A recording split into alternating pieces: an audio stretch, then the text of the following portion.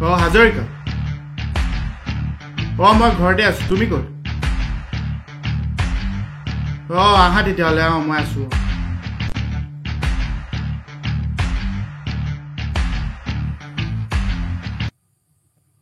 এই জেগাখন ভালকৈ চফা কৰি লেতেৰা হৈ আছে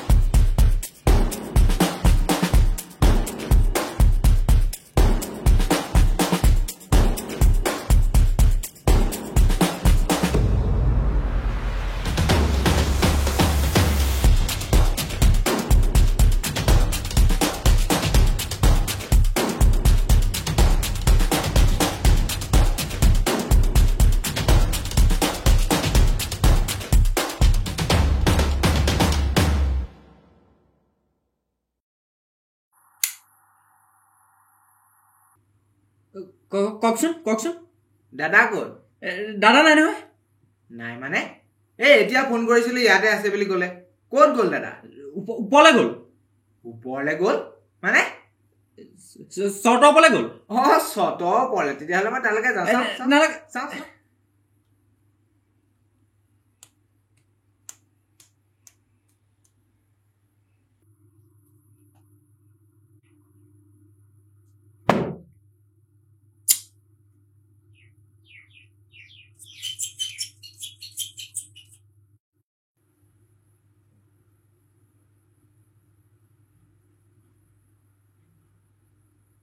ঐ তই কৈছিলি দাদা চৰ্টৰ ওপৰতে আছে তাত দেখোন কোনো নাই মই কাম কৰি থাকোঁতে চাগে বাহিৰলৈ ওলাই গ'ল ফোন এটাকে লগাওঁ বুজিছ ফোন নাই নিয়া নেকি দাদাই লগাই চাওঁ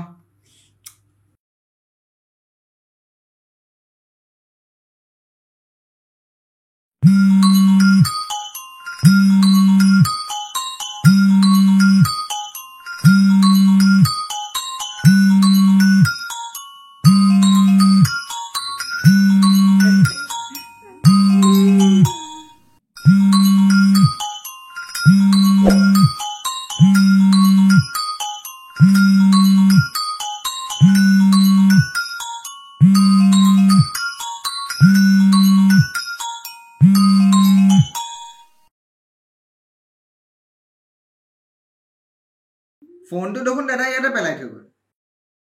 জানো কেনেকৈ তাত পালেগৈ মোবাইলটো দাদাহে মানে বাথৰুমৰ পৰাই আহোঁগৈ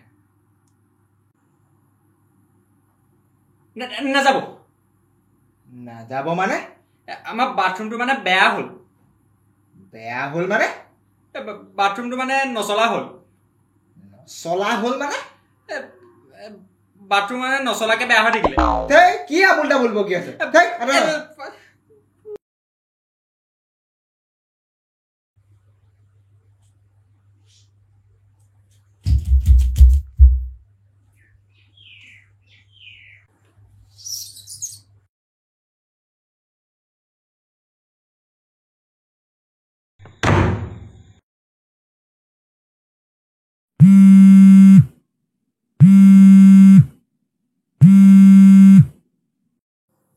দাদা হাজৰিকা মই আপোনালোকৰ ঘৰতে আছিলো আপুনি ক'ত গ'ল বাৰু মোৰ অকমান দেৰি হ'ব আজি তুমি যোৱাগে নেকি হয় নেকি কাইলৈ আহিবা নহ'লে তুমি ঠিক আছে দিয়ক হ'ব দিয়ক মই কাইলৈ আহিম বাৰু দিয়ক হেৰি দাদা কিন্তু আপোনাৰ ফোনটো অথনি ইয়াতে পৰি থকা দেখিলো হেল্ল' হেল্ল'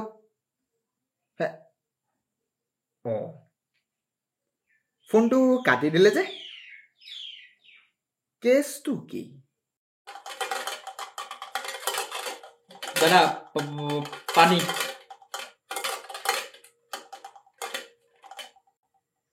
এই ভাইটি ইমান কবিছে যে ৰেগুলাৰলি মাল খোৱা নি নহয় ঘৰৰ কামবোৰ কৰি থাকিবলগীয়া হয় যে